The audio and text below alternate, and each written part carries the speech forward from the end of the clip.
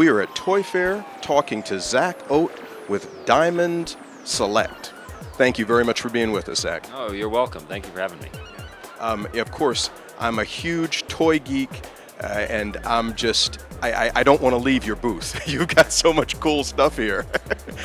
We have a lot of different licenses and a lot of different product categories, and it's something different every day for the job that I have, promoting this stuff to fans, so it's a lot of fun. Well, it must be a real easy job, too. The product speaks for itself, so all you got to really do is get the picture out there and get the information out there, because people want to know what it looks like, people want to know where they can get it, and how big it is, and my job is pretty easy. Running down, if there's something specific I want to get out in front of people, running down somebody who's going to be interested enough to do a story about it, sometimes that's tough. Most of the time I just put the information out there, and it tends to do the job itself. Now, I say that, I'm not trying to malign you, but I just know as a collector, I am beating down the doors sometimes, and I've acquired more stuff via eBay than I would care to. So when I see something that I can actually get direct from the manufacturer, I get real excited, and sometimes I get aggressive with it. Now, do you ever have fans who are calling up and beating down the doors and basically standing outside the warehouse or the company where the stuff is manufactured trying to get it? Oh, people are always asking where something is. We offer, through our distributor, we offer estimated release dates, and we tend to give specific dates because we want comic shop owners to know when they're going to get them on the specialty market.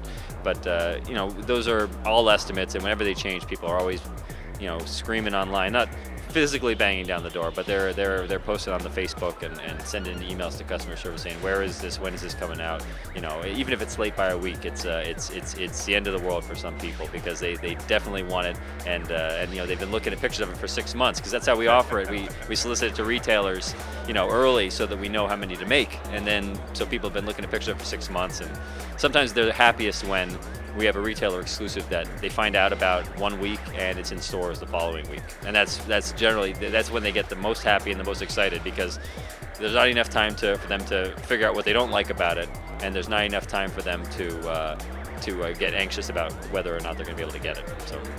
Well, I've been particularly impressed with some of the licenses that you have. There's some stuff like an old guy, like, for example, behind you, you've got a lot of stuff from the Munsters. I'm a huge Star Trek geek, a lot of Star Trek stuff. I see some over on the other side there, you got some Star Wars, and I understand that you've got some other new licenses coming up for some of these new movies that are getting ready to come out. We do have a lot of old licenses, but we're always looking at the next thing. So Iron Man 3, the new Iron Man movies are going to be one of our big pushes for the summer. The new Wolverine movie, and later on in the fall, the new Thor movie. Marvel Studios films are a big part of our Marvel license. We do also have Mini-Mates coming out based on the new Tomb Raider video game, which hits, I believe, next month. So look for that. Look for those to be hitting shortly afterwards. And but that said, we do love the old properties. Walking Dead is another new property that we're doing a lot of stuff with right now. Very, very popular right now, obviously. But the old properties are still great. Star Trek, we do a lot of stuff we do is classic, original series, 60s Star Trek. The Universal Monsters, 1950s is the latest we go on a lot of that stuff.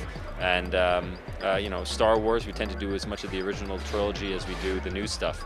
And the Munsters, again, another classic series. So we do love the old stuff, and we just announced Lost in Space, classic TV series. So we love the old stuff, and we love the new stuff, and we just hope that the old school collectors are looking at our new stuff, and the new collectors are looking at our old school stuff.